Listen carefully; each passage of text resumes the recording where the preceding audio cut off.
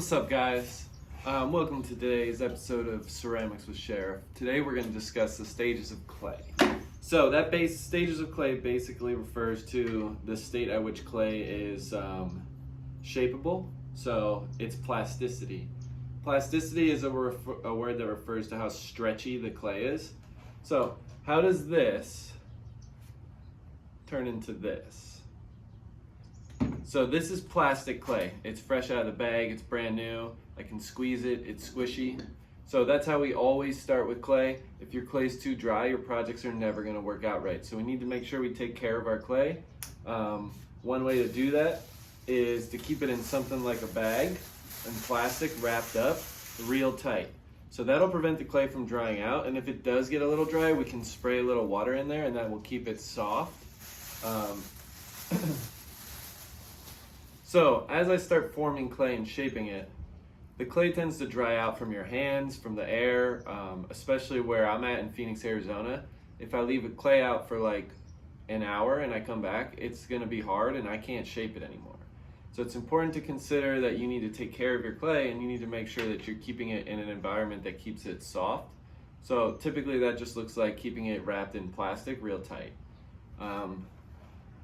The next stage of clay is called leather hard.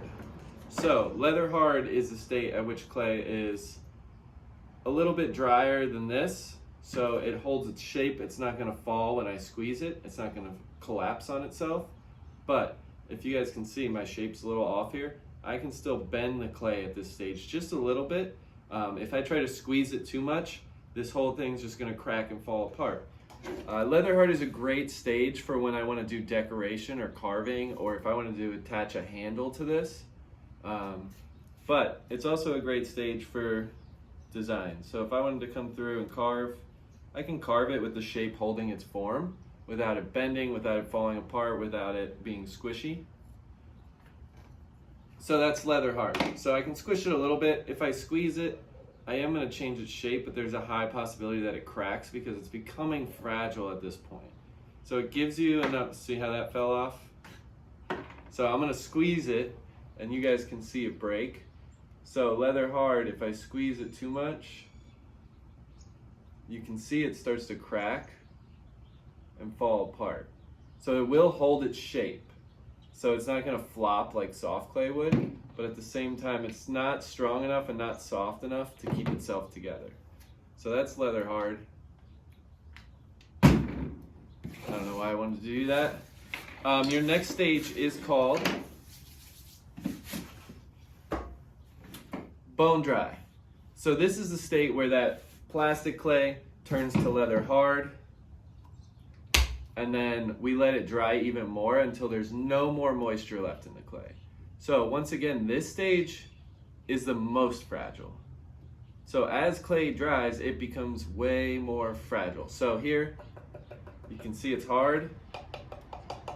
So I have these examples with underglazes painted on them. So you can see how it's super pale and light on this one. Underglaze is just liquid slip with color in it. But same thing here. This is kind of sturdy, like, you know, I can slap it. But if I had a handle, or like the other one where I had the octopus hanging off, they would be so fragile that if I flicked it, boom, it would fall apart. But same here, if I apply a little bit of pressure to this, you can see what happens on how fragile that was. So bone dry, it's like a potato chip, right? I can snap it, it's really easy. Cool thing about all those stages, let's say I accidentally broke them, or because I broke them now, I don't want to waste that clay. So what I can do is I can turn bone dry clay, leather hard clay, let it dry out, break it into small pieces, put it in a bag, and that baby can turn right back to regular clay. So clay is recyclable. So plastic, leather hard, bone dry can all turn back into plastic clay, which is one of the blessings of clay. I don't know why I did that, I just cleaned my garage. But here's another one you can see. So this one's like a finished, I painted on it with underglazes. The only stage of clay I don't have in front of me, and I do have some, but it's called slip. where it's just liquid clay. So if I took these crusty, dry, bone-dry pieces of clay, put them in water, in maybe like an hour or so, it would turn into like a sloshy liquid clay. That's where these colors come from. It's just liquid clay with, it's called slip, with color on it. Next up, fired clay. So this is called bisqueware. Bisqueware is basically ceramic now. Well, not basically, it is ceramic. So it's fired clay. When that clay fires, it chemically changes and turns to ceramic. So this is now a strong piece of clay. The reason we bisque fire is it gets our pieces solid, makes them not fragile anymore, and it also gives me a nice porous, which means it'll suck up water, body to paint glaze on or do an underglaze decoration. So here's another one.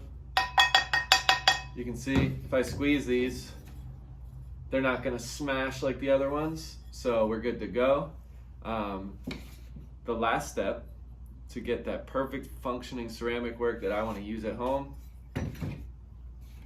it's called glazeware. So, believe it or not, this color, the orange and red on that one and the orange and red on this one are the same thing. I haven't done anything extra. This one was just fired hotter with the glaze on it. So the glaze on these two are just white, but what the glaze does is it seals basically glass over the ceramics, which gives me a perfect coating to be able to drink out of, to clean. It just makes it a lot easier to use. But it also makes me have a functional piece of artwork. So we went from plastic to leather hard to bone dry. Once you hit bone dry and there's no more moisture in that clay, then you can put it in a kiln and fire it. And then it's bisqueware. So the bisque firing heats up to about 2,000 degrees and makes that work solid. And then my glaze firing, so after they come out as bisqueware, I apply the glaze on the outside and the inside. It goes in the kiln one more time to 2,300 degrees approximately, and they come out as glazeware. So that's a little introduction to how clay works, the different stages. Remember, these, bisqueware, glazeware, I can't recycle anymore.